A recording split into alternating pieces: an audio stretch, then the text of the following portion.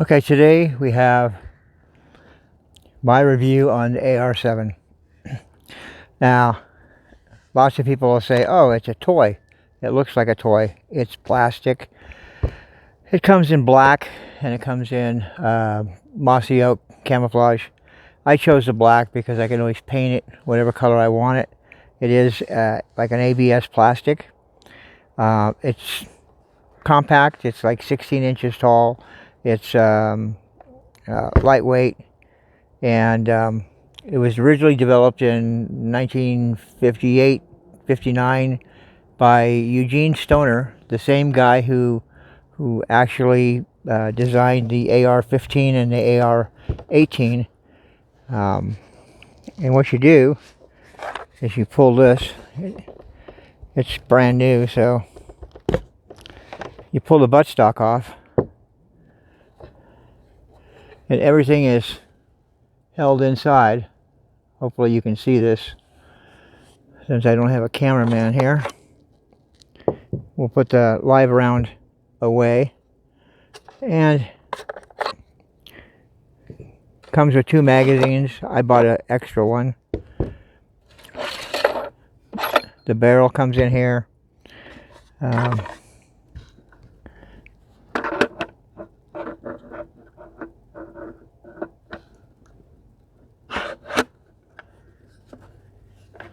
So what I do is I slide it in here,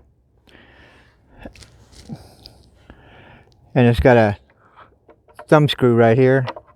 You just turn it down until it grabs and tightens up. It takes a couple turns. And then on the barrel, there's a slot right here and a pin on the barrel.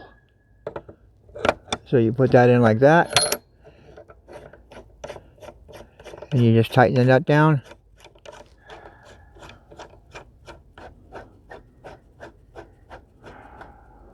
Doesn't have to be super tight. The cocking lever is right here. You just pull it out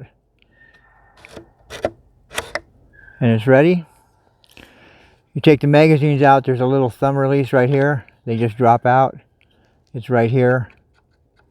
Very intuitive.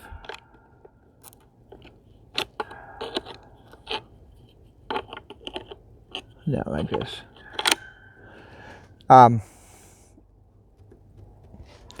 It's got a safety right here. That's safe right here, and that's fire right there.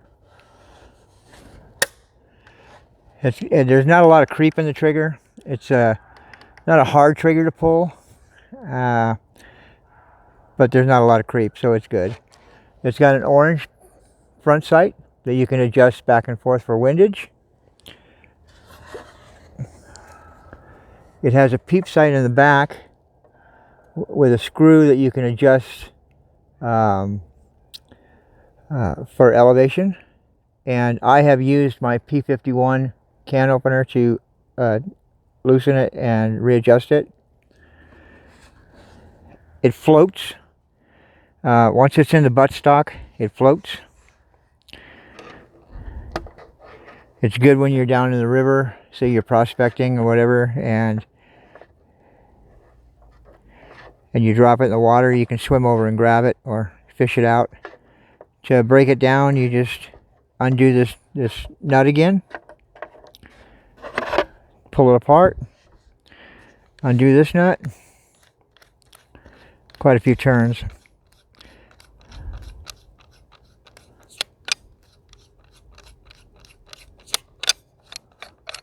There we go. In the back of the gun, where the barrel goes, there's a slot for the sight to slide down. You just drop that down. You slide this back down, and you can store it with a magazine in it. So that way you can have 3 magazines if you want.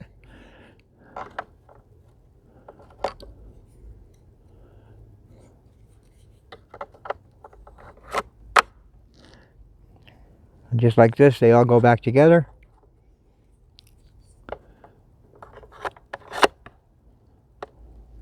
And then the buttstock goes right back on, like that. And now it will float. It's not waterproof, but it will float.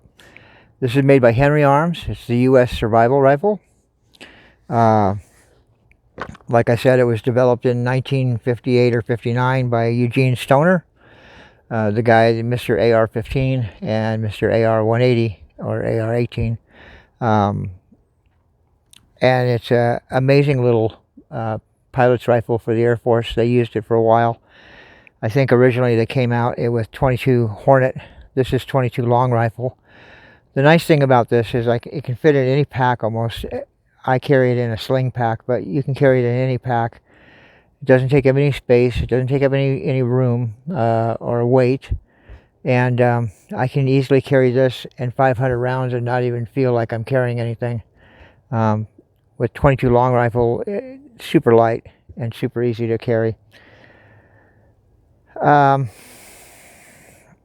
It's just one of those things where I wouldn't want to take down a grizzly bear, but if I came across, a two-legged predator and they were shooting at me, I could assemble this thing in a minute or two and shoot back. And let's face it, you want to stay hidden, you want to stay gray. You don't want to be a big production when you walk in scouting or foraging after SHTF. You want to be invisible as possible. So you put it in a pack that doesn't look military. You put this in the back of it. Nobody's going to see it or suspect it. Dress gray man, dress appropriately for the area that you're in. Maybe a little more grungy than normal, because it will be after SHTF. And every SHTF is a little bit different, so dress appropriately. And then the other thing that I tell people to carry, I tell them to carry this, some bear spray. I wouldn't want to use it on a bear. I mean, maybe it would work, maybe it wouldn't. I think I'd have better luck with a 40 cal. But in a crowd, when you're trying to get out of a crowd and they're pounding on your car, if you roll down your windows and give them a little shot of the bear deodorant here, it will dissuade them from bothering you anymore. They'll be, holding their eyes, crying like babies, and hopefully you can get out of the crowd. And if you have to go by foot, then you can use it around you. It carries quite a bit, and it's got quite a distance on it too. So these are the two that I'm recommending today. I highly, highly, highly recommend Henry AR-7. It's not a toy. It looks like a toy. It feels like a toy, but it's not a toy. It works really well, and for what it is and what it was designed for, it's a survival rifle, and that's it. It's not a defensive rifle for, a firefight. But if you're downed, say your SUV breaks down and you got to stay somewhere for a while, you don't have any food, you could hunt what you have to hunt with this. You could also defend yourself if people are shooting at you. It's just a good all-around little 22. There are other guns that I have that I would prefer if I was in trouble, but to have this around is like a insurance policy. Like I said, I got it in black because I can paint it whatever I want to paint it. Henry's got a lifetime warranty on it. They have outstanding service, and the workmanship is good on it. This is not the old Charter Arms piece of crap that we saw back in the 80s for survivalists.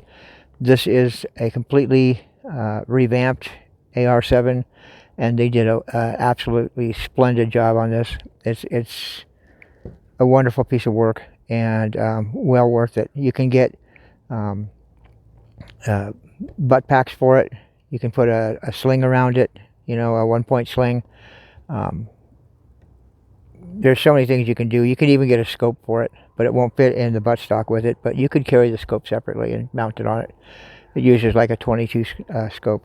So definitely worth it if you're going to need a rifle and you're out foraging. And we'll have a video on SHTF foraging coming soon. But in the meantime, I wanted to show this because they're on sale right now. Well, they're not on sale, but they're a decent price, and they're relatively cheap, and it's well worth it. And you know, let's face it, at the price that it is, if you lost it or if you had to leave it behind, you're not going to break the bank on it. You know, it's not an $800 piece of kit.